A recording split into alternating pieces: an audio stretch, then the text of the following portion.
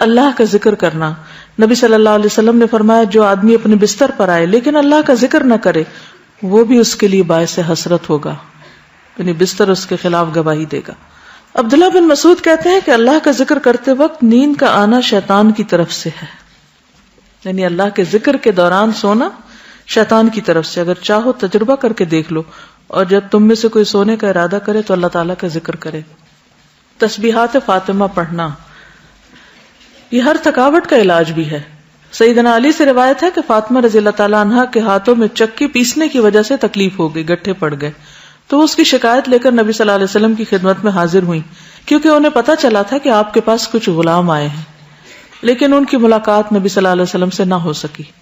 اس لیے حضرت فاطمہ نے حضرت عائشہ سے اس بات کا ذکر کیا. جب آپ گھر تشریف لائے تو حضرت عائشہ نے اس کا تذکرہ کیا.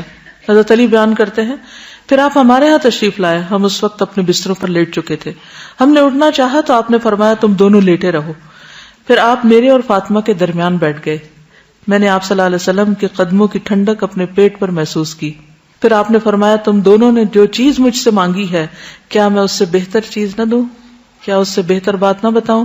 جب تم اپنے بستر پر لیٹ جاؤ تو 33 بار سبحان اللہ، 33 بار الحمدللہ اور 34 بار اللہ اکبر کہو، یہ تمہارے لیے خادم سے زیادہ بہتر ہے. اس میں کیا سیکھنے کی بات ہے کہ جب بچے کو مطالبہ لے کر آئے تو کیا کرنا چاہیے؟ ان کی توجہ اس سے بہتر بات کی طرف کر دینی چاہیے. یعنی اگر آپ نے کچھ نہ دینا ہو تو ایک اچھی بات ہی بتا دیں. عموماً ہم کیا کرتے ہیں جب ہم بچوں کو کچھ دینا نہیں چاہتے تو پھر کیا کرتے ہیں؟ ڈانٹ ڈپٹ کو بھیج دیتے ہیں. تو بہتر ہے کہ کوئی اچھی بات بتا دیں ان کو. آیت الکرسی پڑھنا. آیت الکرسی شیطان سے محفوظ رکھنے والی آیت ہے. وہ مشہور روایت جس میں سیدنا ابی ابن کعب اپنے والد سے روایت کرتے ہیں کہ ان کے کھجوروں کے کھیت تھے، وہ اس میں کمی دیکھتے، یعنی ان کی چوری ہوتی تھی. ایک رات انہوں نے چور پکڑ لیا. وہ ایک جانور سے مشابہ ایک نوعمر لڑکا تھا، جانور جیسی شکل تھی. انہوں نے سلام کیا تو اس نے جواب دیا. پوچھا تم کون ہو، جن ہو یا انسان؟ اس نے کہا میں جن ہوں. انہوں نے کہا اپنا ہاتھ میری طرف بڑھاؤ. اس نے اپنا ہاتھ بڑھایا. اس کا ہاتھ کتے کے ہاتھ کی طرح تھا، بال کتے کے بال کی طرح تھے. انہوں نے پوچھا کیا اس طرح جنوں کی تخلیق ہوئی، یعنی ایسی شکل ہوتی ہے؟ اس نے کہا میں یہ جانتا ہوں کہ جنوں میں مجھ سے زیادہ شدید اور کوئی نہیں. یعنی یہ نہیں بتایا لیکن کہا کہ میں ایک قوی جن ہوں. انہوں نے کہا تم میرے پاس کیوں آئے ہو؟ اس نے کہا مجھے خبر ملی ہے کہ تم صدقہ کرنا بہت پسند کرتے ہو، تو میں تمہارے کھانے میں سے اپنا حصہ لینے آیا ہوں. انہوں نے کہا کیا چیز تم سے بچا سکتی ہے؟ اس نے کہا وہ آیت جو سورۃ البقرہ میں ہے، یعنی آیت الکرسی. لفظ نہیں آیت الکرسی بولا. جو کوئی اس کو رات کے وقت پڑھے گا وہ صبح تک مجھ سے پناہ میں رہے گا، اور جو صبح اسے پڑھے گا وہ رات تک مجھ سے پناہ میں رہے گا. پھر جب صبح کو انہوں نے اس بات کا ذکر نبی صلی اللہ علیہ وسلم سے کیا تو آپ نے فرمایا اس خبیث نے سچ کہا. یہ صحیح بخاری کی روایت ہے. تو اس میں ہم میں سے ہر ایک کو اپنے سامان کی حفاظت کے لیے کیا کرنا چاہیے؟ آیت الکرسی پڑھنی چاہیے. چوروں پہ نظر ضرور رکھنی چاہیے، لیکن دوسرے چور بھی ہو سکتے ہیں. پھر سورۃ البقرہ کی آخری 2 آیات. سیدنا ابو مسعود بدری سے روایت ہے کہ رسول اللہ صلی اللہ علیہ وسلم نے فرمایا سورۃ البقرہ کی آخری 2 آیتیں جو کوئی رات کو پڑھ لے گا وہ اس کو کافی ہو جائیں گی.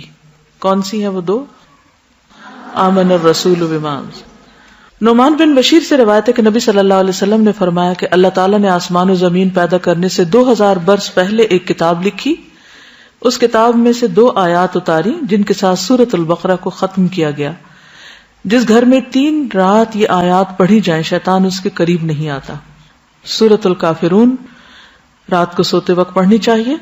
فروہ بن نوفل اپنے والد سے روایت کرتے ہیں کہ نبی صلی اللہ علیہ وسلم نے نوفل سے فرمایا قل یا ایھا الکافرون پڑھو اور اسی پر بات چیت ختم کر کے سو جاؤ، یعنی اس کے بعد اور باتیں نہیں کرو. بے شک اس میں شرک سے برات کا اظہار ہے. یعنی اس حال میں پھر اگر انسان دنیا سے رخصت ہو جائے تو گویا وہ شرک سے بری ہو کر رخصت ہوا. سورۃ الاخلاص اور معوذتین بھی پڑھیں. ابو الدرداء سے روایت ہے کہ رسول اللہ صلی اللہ علیہ وسلم نے فرمایا کیا تم اس سے عاجز ہو کہ ہر رات 1/3 قرآن پڑھ لو؟ صحابہ نے عرض کیا 1/3 قرآن کس طرح پڑھیں؟ آپ نے فرمایا قل هو اللہ احد 1/3 قرآن کے برابر ہے. یعنی رات کو سوتے وقت انسان اسے بھی پڑھ لے. اور معوذتین جو ہے نبی صلی اللہ علیہ وسلم جب اپنے بستر پر آرام کے لیے آتے تو روزانہ رات کو اپنے دونوں ہاتھوں کو ملا کر ان پر سورۃ الاخلاص الفلق اور الناس پڑھ کر دم کرتے یعنی پھونک مارتے، پھر اپنے دونوں ہاتھ اپنے پورے جسم پر پھیر لیتے تھے. ٹھیک ہے، یعنی ہاتھوں پر دم کرتے اور ہاتھ پہ پھیرتے تھے، اور سر سے شروع کرتے.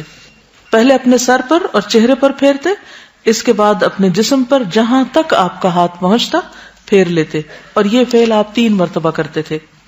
ایک اور حدیث سے معلوم ہوتا ہے کہ نبی صلی اللہ علیہ وسلم اگر بیمار ہوتے تو حضرت عائشہ موعظتین پڑھ کر آپ کے ہاتھوں پر پھونک کر آپ کے جسم پر پھیر دیتی. اس سے یہ پتہ چلتا ہے کہ بیماری میں بھی یہ عمل جاری رہتا تھا. اب جیسے چھوٹے بچے ہوتے ہیں وہ خود نہیں پڑھ سکتے تو آپ خود اپنے اوپر بھی پھیر لیں اور ان کے اوپر بھی ہاتھ پھیر دیں. اب یہ کہ ہاتھوں پر دم کر کے وہ پھونک جب ماری جاتی تو لازماً اس میں کچھ اثرات آتے ہوں گے، اسی لیے پھر وہ جسم پر پھیرنے کے لیے کہا گیا. سورۃ الملک، رات کو سونے سے قبل سورۃ الملک پڑھیں.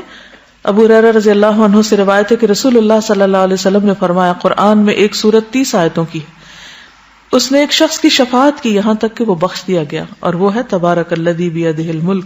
ایک اور روایت کے مطابق یہ عذاب قبر سے رکاوٹ ہے. ابو ہریرہ کہتے ہیں بے شک اللہ کی کتاب میں ایک سورت ہے جو 30 آیات پر مشتمل ہے، وہ ایک شخص کی شفاعت کروائے گی، پھر اسے آگ سے نکلوا لے گی اور جنت میں داخل کروا دے گی، یعنی سورت الملک. سورت السجدہ بھی پڑھی جائے اگر آپ پڑھ سکے تو. جابر سے روایت ہے نبی صلی اللہ علیہ وسلم نہ سوتے جب تک کہ سورت الف لام میم تنزیل یعنی سورت السجدہ نہ پڑھ لیتے. ایک اور روایت میں بھی آتا ہے کہ آپ اس وقت تک نہیں سوتے تھے جب تک سورت السجدہ اور تبارک نہ پڑھ لیتے. حضرت عائشہ سے روایت ہے نبی صلی اللہ علیہ وسلم سوتے نہیں تھے جب تک کہ زمر اور بنی اسرائیل نہیں پڑھ لیتے تھے. ہم تو ساری زندگی بھر نہ کبھی ایک دفعہ یہ سب کچھ پڑھا ہو. ہم کیوں نہیں پڑھ سکتے؟ ہمیں کیا مشکل ہے؟ کیونکہ ہم بہت مصروف ہیں. ہماری اکثریت کی مصروفیت کیا ہے؟ ہمیں تو سونے کا ٹائم نہیں ملتا تو سوتے سوتے دیر کر دیتے ہیں، پھر اس وقت ہم صورتیں پڑھنے بیٹھ جائیں تو آدھی رات یوں گزر جائے گی. پھر کچھ اور مصنون دعائیں بھی ہیں جو رات کو بستر پر آ کر پڑھنی چاہیے. ایک تو وہی اللہم قنی عذابک یوم تبعث عبادک، پھر اللہم بسمک اموت واحیا، اور پھر الحمدللہ الذی اطعمنا وسقانا وکفانا وآوانا فکم ممن لا کافی لہ ولا مؤوی. حضرت انس کہتے ہیں کہ حضور صلی اللہ علیہ وسلم بستر پر جا کر یہ دعا پڑھا کرتے تھے. ایک اور روایت میں زہیر النماری کہتے ہیں کہ آپ یہ پڑھتے تھے اللہم اغفر لی ذنبی واخسأ شیطانی وفک رہانی وثقل میزانی وجعلنی فی الندی الاعلی. اے اللہ میرے گناہ بخش دے، میرے شیطان کو دفع کر دے، میرے نفس کو آزاد کر دے یعنی آگ سے، میرے میزان کو بھاری کر دے، مجھے اعلی مجلس والوں میں شامل کر دے. عبداللہ بن عمر نے ایک شخص کو سوتے وقت یہ پڑھنے کو کہا اللہم خلقت نفسی وانت توفاها لک مماتها ومحیاها ان احییتها فاحفظها وان امتها فاغفر لها اللہم انی اسألک العافیہ. پھر ایک اور روایت ابو ہریرہ کہتے ہیں کہ نبی صلی اللہ علیہ وسلم نے فرمایا جو شخص اپنے بستر پہ جانے لگے تو اسے چاہیے کہ وہ اپنے کپڑے کے کنارے سے اسے 3 بار جھاڑ لے، پھر یہ دعا پڑھے بسمک ربی وضعت جنبی وبک ارفعہ ان امسکت نفسی فاغفر لها وان ارسلتها فاحفظها بما تحفظ به عبادك الصالحین. اے میرے رب تیرا نام لے کر میں اپنا پہلو رکھتا ہوں، تیرے نام ہی کے ساتھ اس کو اٹھاتا ہوں. اگر تو میری جان کو روک لے تو اسے بخش دینا، اور اگر واپس بھیج دے تو اس کی حفاظت فرمانا جس طرح تو اپنے نیک بندوں کی حفاظت فرماتا ہے. انس بن مالک کہتے کہ رسول اللہ صلی اللہ علیہ وسلم نے فرمایا جس نے اپنے بستر پر لیٹتے ہوئے یہ دعا پڑھی تو اس نے ساری مخلوق کی بیان کردہ اللہ کی تعریفیں کہہ ڈالی. اتنی خوبصورت دعا کہ گویا جتنی مخلوق ہے اللہ کے وہ جو اللہ کی تعریف کرتی ہے اس نے اس طرح کی تعریف کر ڈالی. کیا ہوگی وہ؟ الحمدللہ الذی کفانی وآوانی، الحمدللہ الذی اطعمنی وسقانی، الحمدللہ الذی من علی فافضل، اللہم انی اسألک بعزتک ان تنجینی من النار. تمام تعریف اللہ کے لیے ہے جس نے میری کفایت کی اور مجھے رہنے کو جگہ عطا کی. تمام تعریف اللہ کے لیے جس نے مجھے کھلایا اور پلایا. تمام تعریف اللہ کے لیے جس نے مجھ پر احسان کیا اور مہربانی کی. اے اللہ میں تجھ سے تیری عزت کے واسطے سے سوال کرتا ہوں کہ تو مجھے آگ سے نجات دے. ابن عمر سے روایت ہے رسول اللہ صلی اللہ علیہ وسلم جب بستر پر تشریف لاتے تو فرماتے الحمدللہ الذی کفانی وآوانی واطعمنی وسقانی والذی من علی فافضل والذی اعطانی فاجزل الحمدللہ علی کل حال اللہم رب کل شیء وملیکہ وإلہ کل شیء اعوذ بک من النار. تمام تعریف اللہ کے لیے ہے جس نے میری کفایت کی اور مجھے رہنے کو جگہ عطا کی, مجھے کھلایا اور پلایا, اور وہ ذات جس نے مجھ پہ بہت احسان کیا اور بہت زیادہ کیا, جس نے مجھے دیا اور بہت خوب دیا.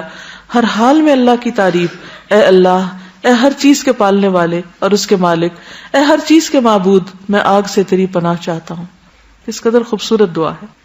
ابو ہریرہ سے مروی ہے کہ ایک مرتبہ ابو بکر نے عرض کیا, اے اللہ کے رسول صلی اللہ علیہ وسلم, مجھے ایسی دعا سکھا دیجیے جو میں صبح شام بستر پر لیٹتے وقت پڑھ لیا کروں. تو آپ نے یہ دعا سکھائی, اللہم عالم الغیب والشہادۃ فاطر السماوات والارض رب کل شیء وملیکہ اشہد ان لا الہ الا انت اعوذ بک من شر نفسی ومن شر الشیطان وشرکہ.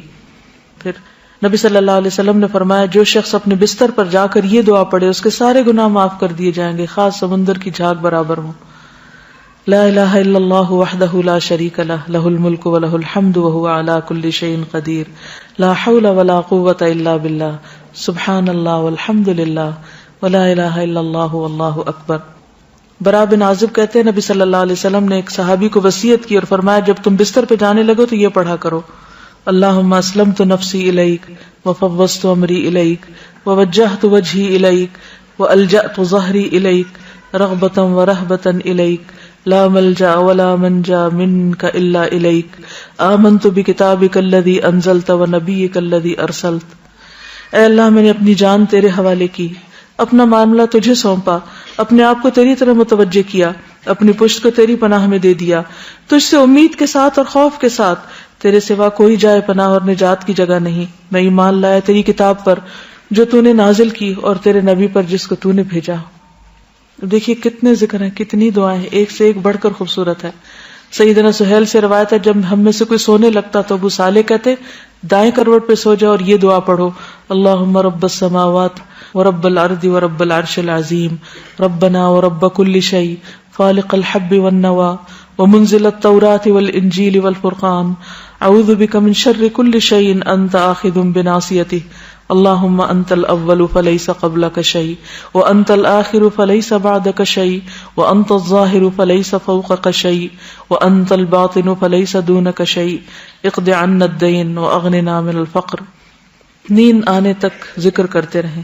ربیہ بن کعب اسلمی کہتے ہیں, میں دن کے وقت نبی صلی اللہ علیہ وسلم کی خدمت کرتا, جب رات ہو جاتی تو میں آپ کے دروازے پر جا کر رات گزارتا, میں آپ کو ذکر کرتے ہوئے سنتا رہتا, آپ سبحان اللہ سبحان اللہ سبحان ربی پڑھتے رہتے, یہاں تک کہ میں اکتا جاتا اور مجھ پہ نیند کا غلبہ آ جاتا اور میں سو جاتا. رات کو پہلو بدلتے وقت لا الہ الا اللہ الواحد القہار رب السماوات والارض وما بینہما العزیز الغفار. رات آنکھ کھل جائے, لا الہ الا اللہ وحدہ لا شریک لہ لہ الملک ولہ الحمد وہو علی کل شیء قدیر الحمد للہ وسبحان اللہ ولا الہ الا اللہ واللہ اکبر ولا حول ولا قوۃ الا باللہ. پھر کہے اللہم اغفر لی, یا کوئی دعا کرے تو اس کی دعا قبول ہوگی. اگر بستر سے اٹھ کر وضو کرے اور نماز پڑھے تو نماز قبول ہوگی. پھر برا خواب آ جائے تو دعا پڑھیے, اعوذ باللہ من شر الشیطان وشرہا. پھر نیند میں ڈر جانے پر بھی دعا پڑھیں, اعوذ بکلمات اللہ التامات من غضبہ وعقابہ وشر عبادہ ومن ہمزات الشیاطین وان یحضرون. زبانی یاد کر لیں, ورنہ رات کو اٹھ کے لائٹ آن کر کے کہاں سے ڈھونڈ کے پڑھیں گے. نیند میں ڈر جائیں تو پڑھیں اعوذ بکلمات اللہ التامات من غضبہ وعقابہ وشر عبادہ ومن ہمزات الشیاطین وان یحضرون. پھر اسی طرح خالد بن ولید کہتے ہیں, میں رات کو نیند میں گھبرا جایا کرتا تھا, تو نبی صلی اللہ علیہ وسلم کی خدمت میں حاضر ہوا تو میں نے عرض کی, میں رات کو نیند میں ڈر جاتا ہوں تو میں اپنی تلوار اٹھا لیتا ہوں اور جو چیز سامنے آتی ہے اسے مار ڈالتا ہوں. آپ نے فرمایا, کیا میں تمہیں وہ کلمات نہ سکھاؤں کہ جو روح الامین نے مجھے سکھائے؟ میں نے کہا کیوں نہیں. آپ نے فرمایا, کہو اعوذ بکلمات اللہ التامات التی لا یجاوزہن بر ولا فاجر من شر ما ينزل من السماء وما يعرج فيها ومن شر فتن الليل والنهار ومن كل طارق الا طارقا يترك بخير یا رحمان. اسی طرح ایک اور روایت میں ہے, رسول اللہ صلی اللہ علیہ وسلم نے فرمایا, جو رات میں تکلیف اور مشقت اٹھانے سے گھبرائے اور ڈرے کہ دشمن اس سے لڑے تو وہ کثرت سے یہ کلمات پڑھے, سبحان اللہ والحمد للہ ولا الہ الا اللہ واللہ اکبر. وآخر دعوانا ان الحمد للہ رب العالمین.